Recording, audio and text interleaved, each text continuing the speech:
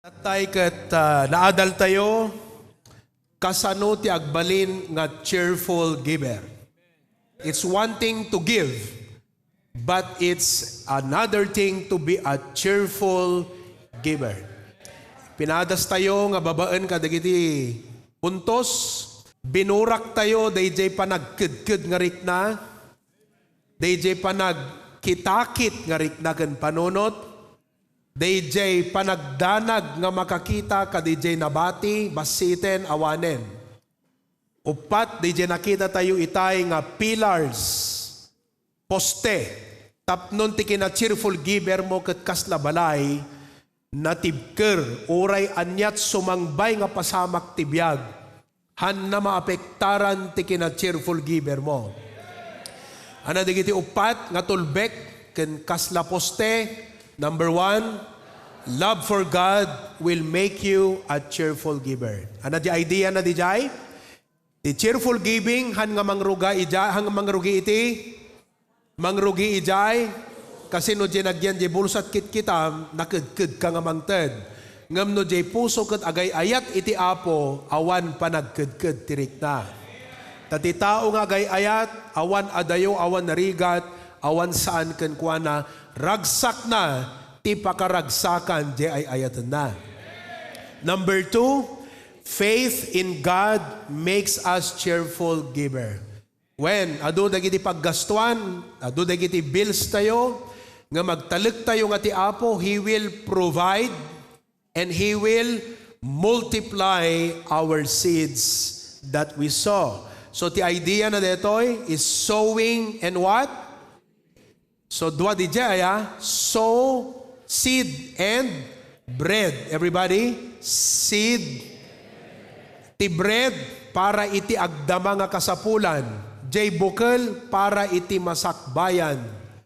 So, hammo isakripisyo, jay masakbayan, gaputa kayat mo nga alaan pay, para ken ka jay seed. The point is, awan nagtaltalon, nga naliday, nga agmula. Kada agmula, ti ada di puso na hangaliday. Ti ada di puso na excitement. Ti ada di puso na anticipation. So cheerful giving is because of faith in the sowing and reaping. Number 3, gratitude. God is generous. Amen. Everybody say amen. Okay. Number 4, purpose makes us cheerful givers. So, ana kakabsat, nawayaan mo't la dagitirik na tayo? Nawadaan mo't la dagiti panpanunot tayo? Hamot la nakadkad tirik na tayo nga mangted? Nakumapkapsot di amen yung kakabsat. Okay. Tata, let me show to you the practices of a cheerful giver. This is a very practical. Very practical. Anat makita tayo nga practices of a cheerful giver. Alright? So nasursurum ti agbalin nga cheerful giver. Tata, sursurum DJ, practice iti cheerful giver. So again, let's read 2 Corinthians chapter 9, verses 6 to 12 or 6 to 11. 2 Corinthians chapter 9, verse number 6 to 10. Everybody, let's go. Ready, go. But this I say, he which soweth sparingly shall reap also sparingly. That's a practice. He which soweth bountifully shall reap also. Okay. Every man according, read, as he purposeth in his heart, so let him give, not grudgingly or of necessity, for God loveth a cheerful giver. And God is able to make all grace abound toward you, that ye always having all sufficiency in all things, may abound to every good work. 9, as it is written, He hath dispersed abroad, He hath given to the poor, His righteousness remaineth forever. 10, now, he that ministereth seed to the sower, both minister bread for your food, and multiplied your seed sown, and increased the fruits of your righteousness. Apo, amumin ti puso ti cheerful giver. Ita, isagana mi nga ruden ti biyag mi nga agbalin a cheerful giver. Bless this short, practical message today in Jesus' name. Amen. Let me share with you 4. The reason why I say let me share with you is because there are other things more in the Bible. Ngam digito ikat upat nga basic nga practice iti maysa nga cheerful giver. So, are you now committed to be a cheerful giver? Ano cheerful giver itayan? Awang makaigawid, awang panagkitakit, naragsak nga. Sino kada kayong tinaragsak nga mangted? Baka naragsak kailang awang mo di mangted. Baka mangted kailang awang mo di naragsak. Dapat agpada nga da. Now, if you are in naragsak nga mangted, number 1, cheerful givers, they give with purpose, not randomness. They give with purpose, not randomness. Haan nga, ti cheerful giver, ang the negative, alam tayo negative na, haan nga, numanot madukot na ijay bulsana, random. Depende numanot at the bulsa. That's random. No di kat ti cheerful giver with purpose. Look at what the Bible says. As he purposeth in his heart. Ti Ilocano, dinisidir. Dinisisyon na di puso. Ti word nga dapat maawatan nyo, no cheerful giver ka, dapat at the giving plan mo. Everybody say the word, giving plan. Kaya't ko ngamin dito baba kasi as tirik na kada kayo. Kasla far away anak ngamin sa jay so nga umas asidigak dito eh. Mas close ngamin tirik natay, di ba? Kas natay la BFF no nga, di ba? All right. Okay, the key word that you need to bring home with you is no cheerful giver ka, hanga ti cheerful giver kat imay kapilya, tapos imay ti giving time, dimukot, numanot at dadjay, kat isolatan itid na nata isot naira na. Are you with me? A cheerful giver does not give numanot naira na. Of course, mamaya we'll discuss more about that. However, the cheerful giver, gapot ako na nagat as he purposeth. Pinanunot na, Brother Sani. Pinanggap na. The word is plinano. That's why I would like to teach all of us, from the kids to the parents, all of us need to have a giving plan. Because this is for the Lord. Of course, kaya kung nakita, there are many ways we could give and be a blessing to others, but we highlight today, DJ Jew nga itid tayo nga para kinapo. So if you're giving to the Lord, and it is for the Lord, you need to have a giving plan. That's King of Kings, is King of Lord of Lords, so dapat giving plan. Everybody say, giving plan. Tuno agawid kayo, by the way, sino kada kayo nasurusurunan ti giving plan? Honestly. Okay. Sino ti awan pa'y giving plan na? Irugi yun.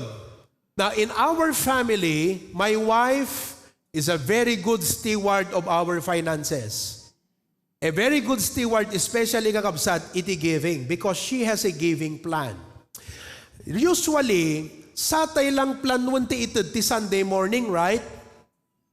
Right? No malamang kat hangka makaitid na ta, di ka plinano, you did not purpose. A cheerful giver does not give accidentally. He gives intentionally. So many of us, no may timalam ti Domingon, hanti makaitid na ta, di tayo pinanggep. It's not in the plan. Even Wednesday, we come to church, and I do not try to say this to shame you. It's just to state a reality. I know you would have given if you were taught to have a giving plan. But because we did not learn to set a plan, that's how we behave. Imay ka nakigimong nag-worship ka ti Apo, ngam awa na ta, awang rod na irana kunam. No hanga awan na irana. Hammo plinano. So what my wife did is, we have a giving plan, all of us individually shop. So nga, no tibigat isan din, kunanan, Dad, dati tayo sa offering mo. Oh, Kuya Kirk, ito na yung sa'yo. Catherine, ito. Kiyon, ito na yung sa inyo. Sunday afternoon. Siyempre, wala tayong tithe card pag Sunday afternoon, right? So what my wife did, bumili siya ng maliliit na sobre. May naitugot ka ba, mahal ko? Gusto ko lang sana ipakita. Oo. Siguro, gumatangak tutuin na yatap no, dapat ada sobreyo, isurat yun na ganyo ti Wednesday no may ka maki-prayer meeting. Kan uray da kayo, no hangkay may naki-prayer meeting physically, ipadalayo to offering nyo. Buy-buya kayo eh. That's worship, ipadalam. But you would not do that, no hamo plinano. Again, no cheerful giver ka, kunam ti sarilim, han na mabaling nga jack mangted. Iso nga planwak di itod ko. Ito, maliit lang siya. So no ti, malam ti Domingo, dala-dala niya na yan. Oh, Dad, Ma'am, Kirk, Kath, Kiyon. Iawat nan. Oh, dito ito offering mo ha, tata. So Sunday afternoon, may offering ako. Dati, pagka-offering time, mag-uutos ako. Kaman alam ka ma'am kayo offering ko. Oh, nag-isip. Sabi niya, di pwede yung ganun. Dapat mas formal. Kaya ginawa niyang ganito. And I'm so thankful for that. Plan your giving. He who plans at nothing will hit it all the time. No hamo in aim, no hamo plinano, isot pa target mo, awan. So a cheerful giver will plan it.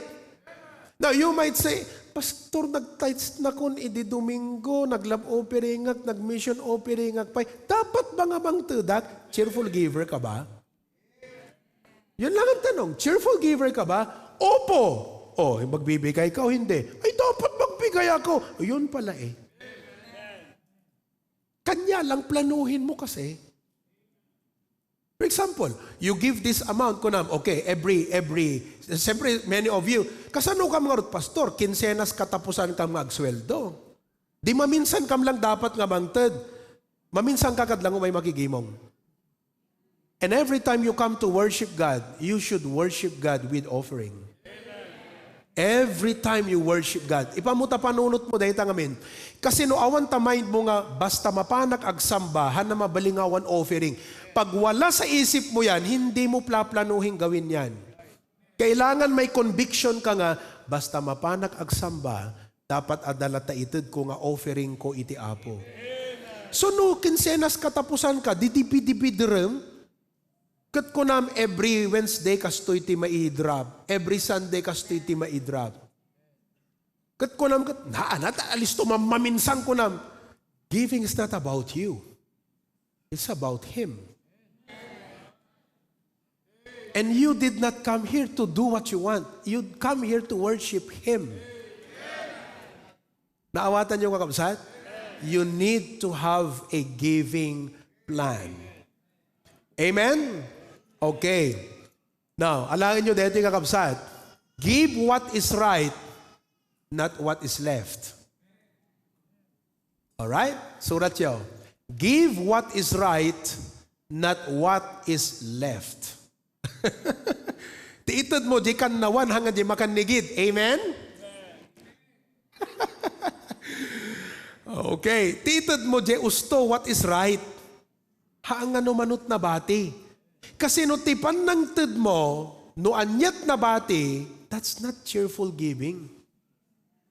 Apay, no kas pagarigan, bisitam, mapangka kuma kini gobernador, no da bisitam nga espesyal, itid mo katisitik kakabsat. No di out of respect, itid mo dete, talagamat nga, pakaikaryan ko na ano ko aya, tata.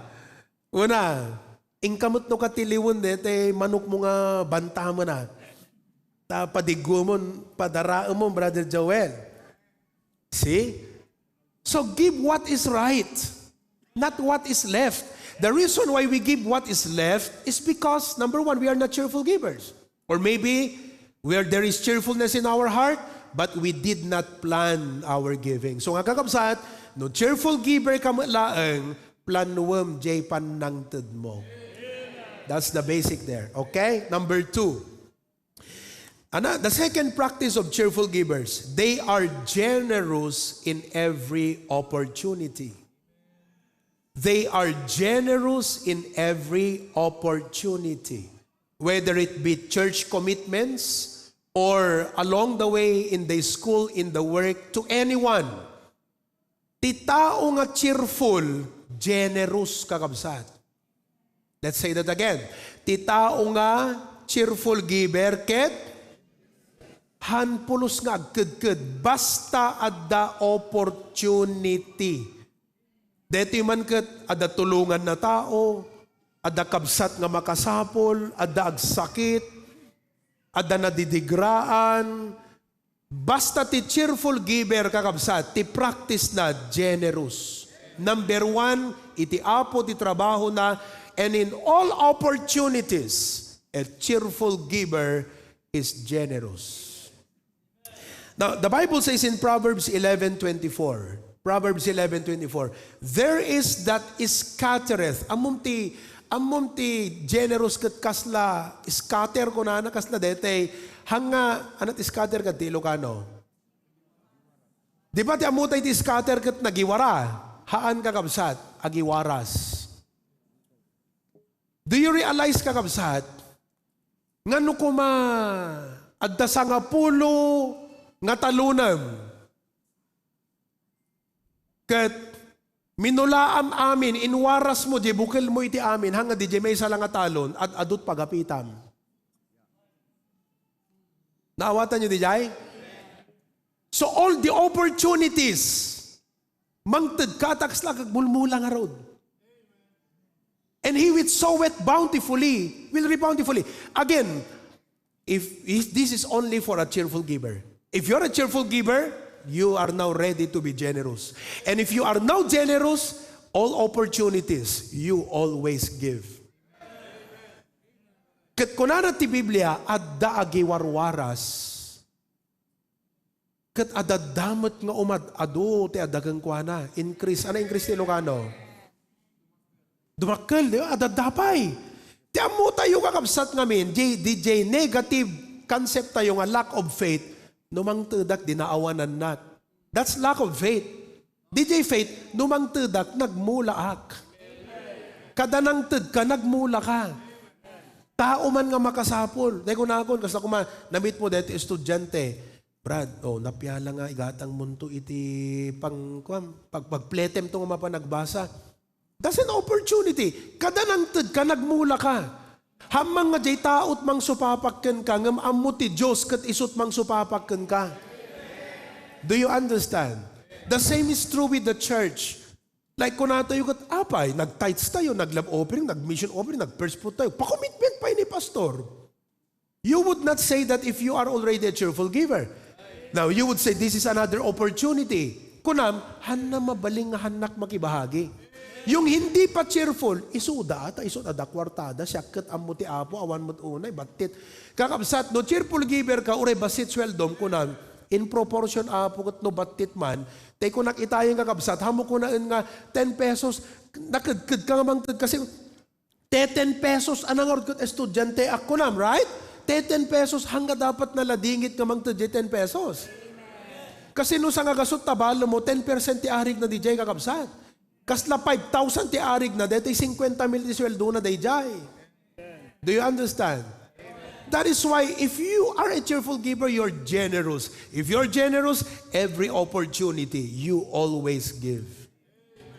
Now look at what the Bible says in Proverbs 3:27. Proverbs 3:27. Okay, read everybody. Withhold not good from them to whom it is, when it is in the power of thine hand. Do you know what that means? You have the means to give in the power of thine hand. You have the opportunity to help to whom it is due. So, all of us every day, we have opportunities to help. We have the means to help. But nothing happens because we are not cheerful givers. And those opportunities were not given along your way. Tapno pagpugrutan na ka. Those opportunities are God sent so He can increase the number of your seed. Mula ka nga mula, tako na ti Biblia, ti Apo, paadun na di bukil nga imulam. Kasano nga umado ti bukil nga imulam, di ka mat imula, taaddagan ka nga inted na. That is why look again at the Bible in 2 Corinthians chapter 9, verse number 10. Now he that ministereth seed to the sower, both minister bread for your fruit. Multiply your seed sown. Di kaming concept tayo kat tumulong aksakpay kat makasapul ti tulong. When you have a need, plant a seed.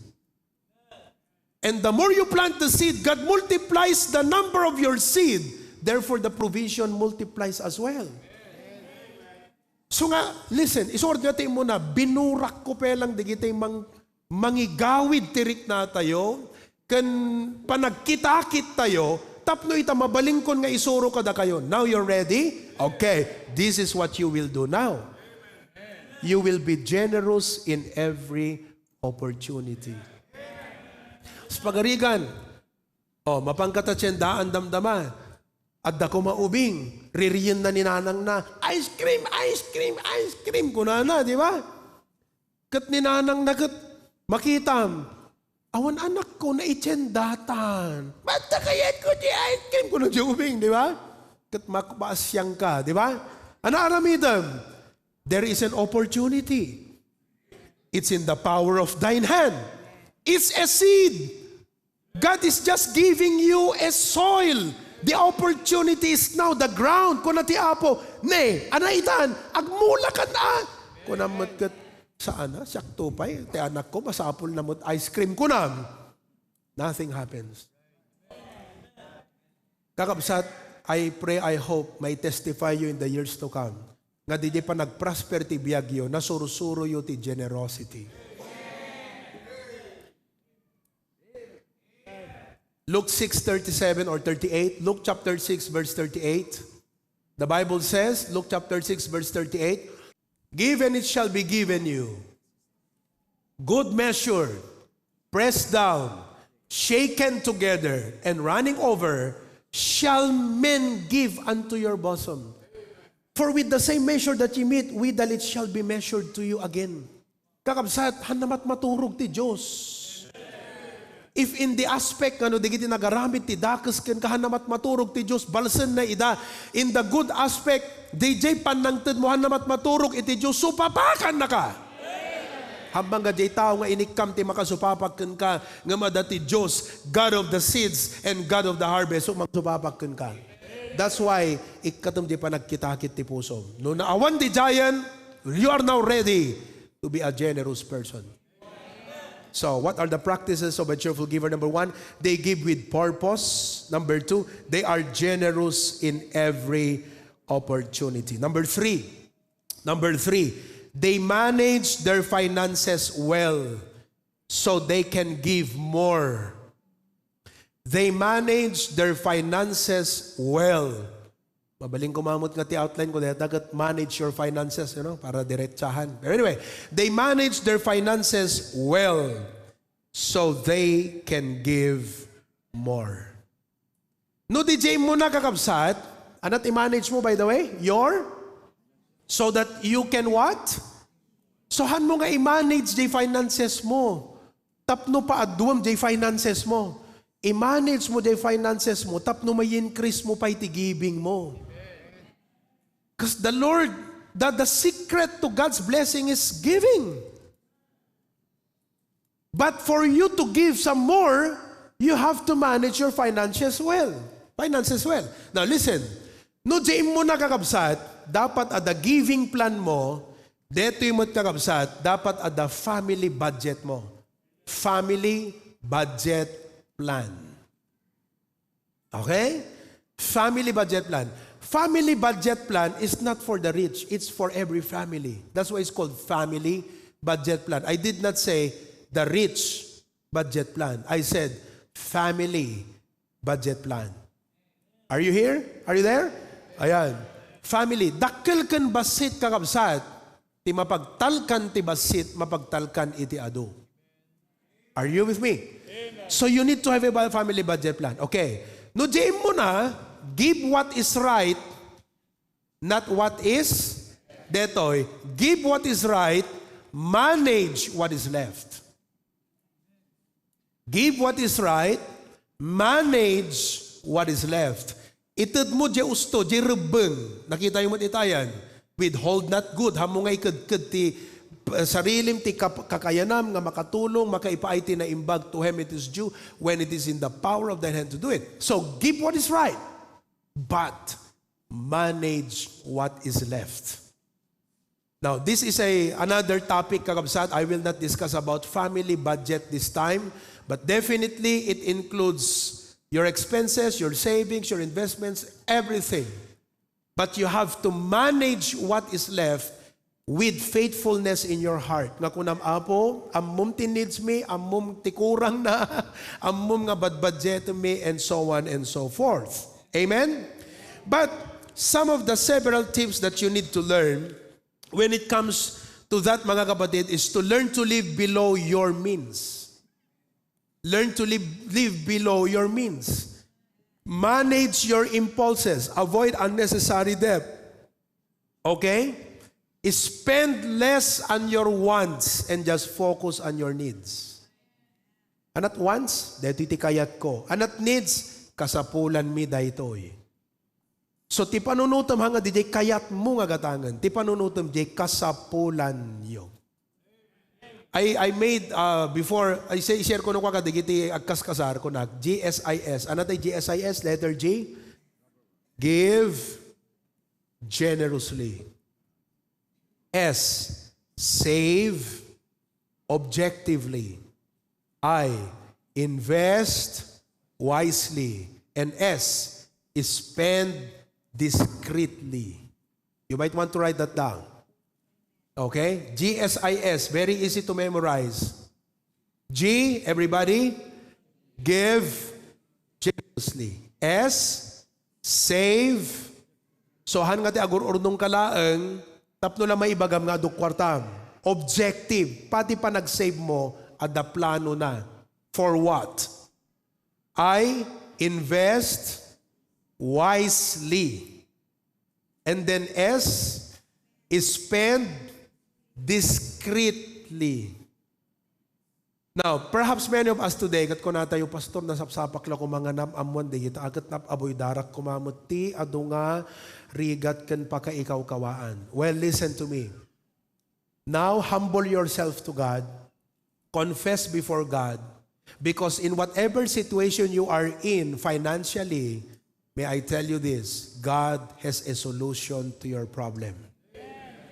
But you must be willing to be faithful with Him. Ada solusyon. Iba nga man takabay mo, ada solusyon ni Apo ta problema kabsat. Ngam sursurwem iti mangted nga naragsak. Amen. All of God's people say? Makita ka, digiti matayo kat balatong mo't pagkitkitan nyo kanya ako, nga kabsat kada, inapoy kada, Mang Tomas, mabising kay sa amutin. But anyway, I know you're hungry, but I hope you learned something today.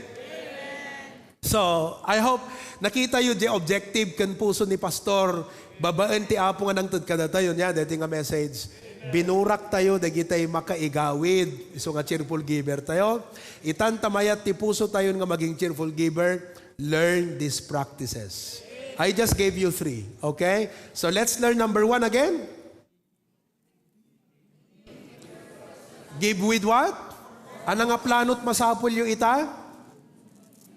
Anat masapol yung plan? Giving. Irugiyon kakabsat. No makita ti Apo nga ammom nga iplano ti para kan kuana, ay, ipatungpal na tinakaskas daw nga plano na kan ka. Uray estudyante ka kat no 5 pesos pa lang ti pangrugyak iti prayer meeting ko na, make it consistent. Make it consistent. O, deti pa lang 10 pesos. Kunam, di iso. Kuray ka, hanak man pa lang nga rod agkokok. Ti may isa ka aldaw, tadi pagkukot may isa aldaw, i-offering ko ti Merkules. Tulungan nagpa-commitment. Ay, jak pelangot agkokok ti Martes, pang Lunes ti Merkules eh. Ay, pang Lunes ti prayer meeting eh. Jak pelang kokok ti Martes manan. Di ba? Oh. Hindi ko na damang commitmentan. Ay, jak man nagkokok na rudin ti Merkulesen. Si malunat kan. Alam mo nangyari sa'yo, natuto ka pa ng disiplina. At bukod sa disiplina, consolation lang yan. Ti talaga nga big deal dita, ti apo nga mang multiply, di giti inmulmulam. Nayunan nantut imulam. See, the Lord is not just in the business of increasing His provision to you. He's in the business of increasing the seeds that you are sowing. Ag-increase the giving mo kakabsat. Amen? All right. Praise God. So are you ready to give your first fruits now? Okay. To God be the glory. Let us pray. Heavenly Father, we come to you again with thanksgiving and praise. Marami pong salamat sa aming topic sa buong umaga, Panginoon. Ket sinursurwam nga garudan ti puso mi nga maging cheerful giver. Insuro na kami pa'y no anat i-practice mi itanta cheerful giver kami. So Lord, I pray everyone will take it seriously. Single man, pamilyado man, young people man, adults man, kanubing, agkaroon kami ti giving plan. Agkaroon kami ti family budget plan. Kadi practice me that in every opportunity, hang kami agkudkud when it is in the power of our hand to do it. Because we know, Lord, you will multiply the seeds that we sow. And Lord, as we do this, han ko mga tinumber one nga motivation me, kat DJ blessing nga kasukat na. DJ ayat making ka, panagyaman making ka. It comes from a cheerful heart. I pray, Lord, that you bless as we give our first fruits right now. Receive this, Lord, in Jesus' name. Amen.